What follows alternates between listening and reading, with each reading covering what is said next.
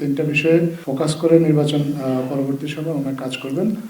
Digital health care, youth development, তরুণ উদ্যোক্তা তৈরির কাজ। মার্চের তৃতীয় সপ্তাহে সাসাকাওয়া ফাউন্ডেশনের আমন্ত্রণে উনি জাপান সফর করবেন। জাপানের প্রধানমন্ত্রী শিনজো আবে, তার জানেন 2022 সালে উনি অ্যাসাসিনেটেড।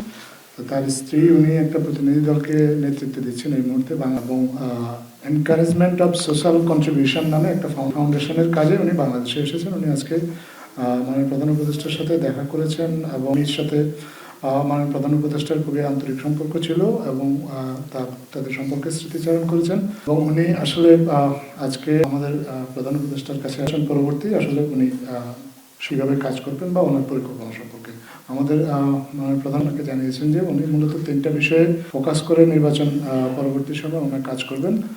ডিজিটাল হেলথ কেয়ার, যাতে করে আমাদের দেশের নারী বা আমাদের যে ভালনারেবল গোষ্ঠী যারা আছে তাদের হেলথ কেয়ার সিস্টেমের মধ্যে তাদের অ্যাক্সেসটা বাড়ে। পাশাপাশি আমাদের প্রবাসী বাংলাদেশি যারা আছেন তারাও একটা ডিজিটাল সিস্টেমের মাধ্যমে তাদের পরিবারের হেলথের ব্যাপারে খোঁজখবর রাখতে পারেন, হেলথের ব্যাপারে যাবতীয় প্রয়োজনীয় অ্যাডভাইস দিতে পারেন। এটা নিয়ে কাজ করবেন উনি এবং আরো ওনার দুটা রেগুলার কাজ তো এর আগে উনি যেগুলো করেছেন, ইউথ ডেভেলপমেন্ট, তরুণ উদ্যোক্তা তৈরির কাজ, এটা উনি আগেও করছেন, এটাও করবেন এবং 3-0 নিয়ে ওনার যে কাজ ছিল সেই কাজটা উনি কন্টিনিউ করবেন এবং উনি আবেগকে জানিয়েছেন যে নির্বাচনের পরে মার্চের তৃতীয় সপ্তাহে সাসাকাওয়া ফাউন্ডেশনের আমন্ত্রণে উনি জাপান সফর করবেন এবং এই ফাউন্ডেশনটা এরা বিভিন্ন বিষয়ে গবেষণা করে, পার্টিকুলারলি ওশিয়ান রিসার্চ নিয়ে তাদের যে কাজ এবং সেটা নিয়ে উনি কনফারেন্স ওখানে যোগ দেবেন এবং এই বিষয়ে যাতে কোলাবোরেশনটা বাংলাদেশের সাথে কিভাবে বাড়ানো যায় সে বিষয়ে তাদের সাথে কথা বলবেন।